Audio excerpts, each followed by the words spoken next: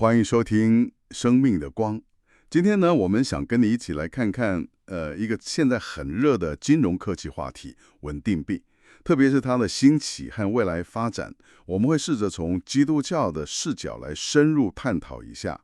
我们手边有一些资料，包括市场分析啊、监管的动态，还有一份蛮特别的文件，叫做《稳定币的兴起与未来：从基督教视角与圣经智慧的分析研判》。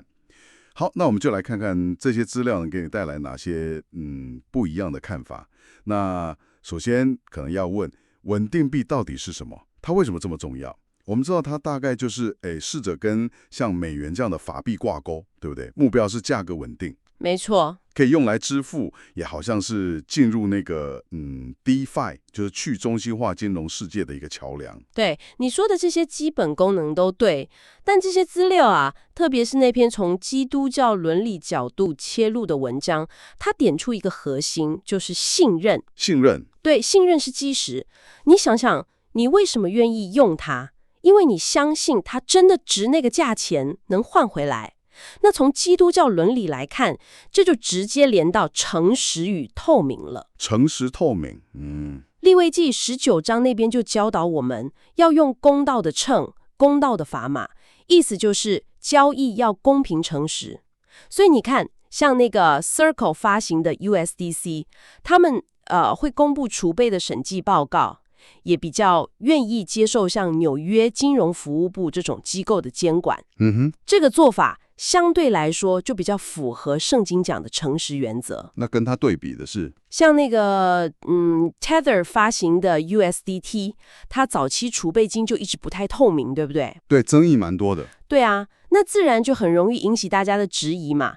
这也就是为什么透明度和合规这么重要。所以这也带出了监管的重要性。像美国国会好像在讨论一个天才法案 Genius Act 草案，它是不是也针对这个信任问题？正是如此，那个草案啊，它就特别强调储备金的要求。哦，怎么要求？它要求稳定币的储备必须是现金或者是短期国债这种低风险的资产，而且它明确禁止用比特币这类波动很大的东西当储备。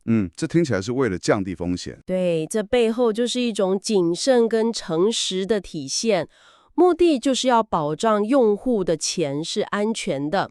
而且它还有一个重点，它想把稳定币定义成支付工具，支付工具，而不是投资工具。它甚至还禁止发行商直接付利息给用户。哦，禁止付息，这点蛮有趣的。为什么？目的可能是为了防止发行商为了抢市场，就是用高利息来吸引用户，但可能因此承担过高的风险，最后反而害了用户。希望它回归服务的本质。了解，回归支付服务的本质。但除了这种外部的监管压力，您刚提到的那篇文章好像也从基督教信仰内部来看，谈到一个叫管家职分的概念，用了马太福音那个才干的比喻。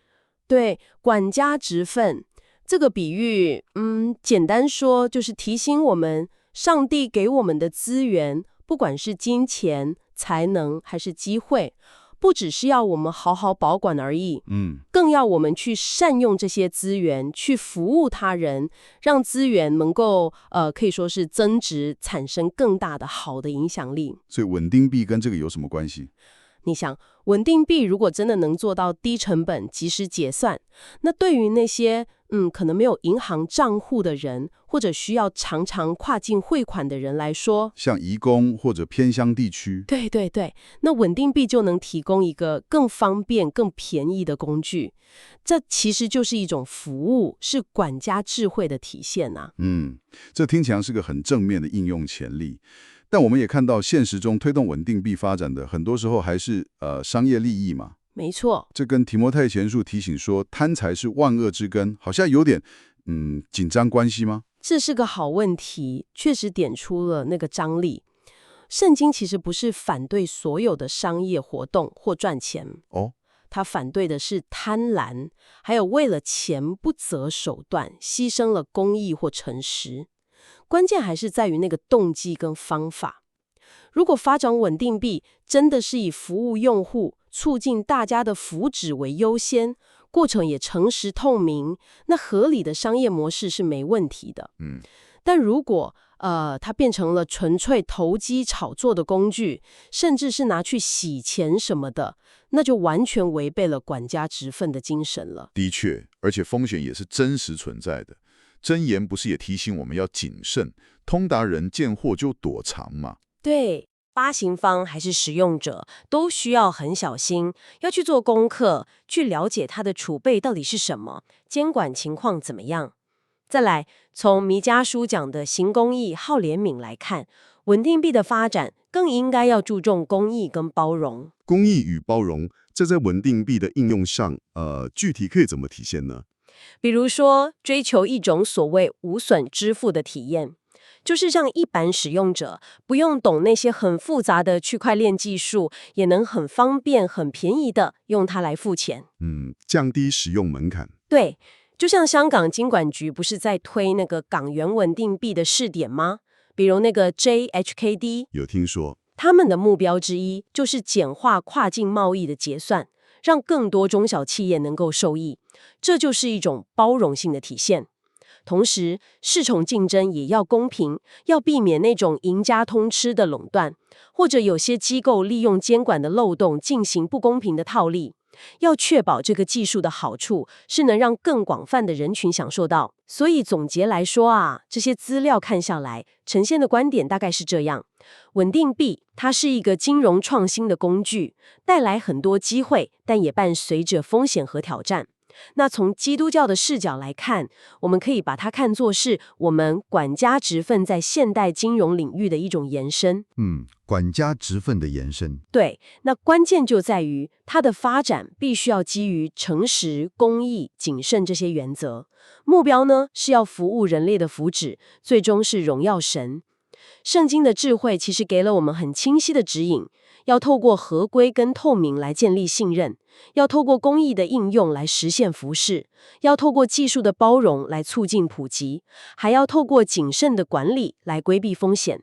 作为基督徒，面对这个新兴的领域，我们应该要积极的去理解它，并且思考怎么样能够以合乎神心意的方式来参与或者推动它的发展。就像腓立比书4章8节说的，凡是真实的、可敬的、公义的、清洁的、可爱的、有美名的，这些事你们都要思念，让科技也能成为荣耀神的工具。今天这样聊下来，真的让我们看到稳定币不单单是技术跟金融的问题，它背后其实牵涉到很深刻的伦理思考和信仰的实践。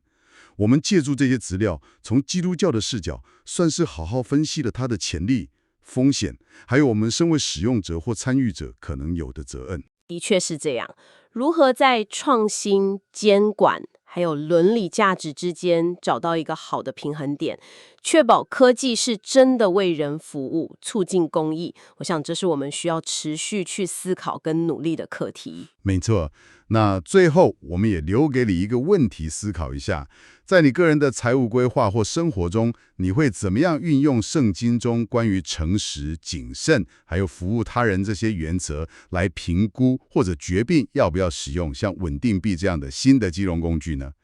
好的，那今天的生命的光就到这里，感谢你的收听，我们下次再见。